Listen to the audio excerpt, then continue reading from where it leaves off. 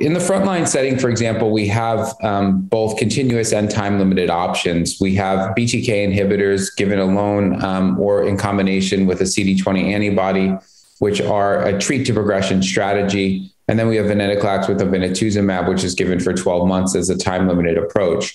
In the relapsed refractory setting, we have the same BTK inhibitors as monotherapy. We have Venetoclax as a monotherapy, both with a treat to progression approach.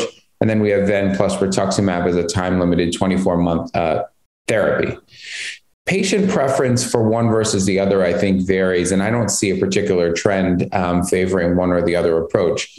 Unfortunately, we don't have comparative data that strongly support whether you should be on a single agent BTKI, for example, sequenced to Venetoclax, or whether or not Ven-R or Ven-G as a fixed duration schedule is any better than starting with a continuous strategy. So we're kind of left to the adverse event profile, the patient preference, the medical comorbidities, the data we have from prospective trials and real world studies, kind of put it all together and lay that out to the patient, and then they make a selection. I can't say the trend is favoring one direction or the other. I think both are reasonable options, both have merits. And unfortunately, we need investigators and pharmaceutical companies to conduct meaningful comparative studies that not only include PFS, but PFS2 to really address the questions that are important to our patients.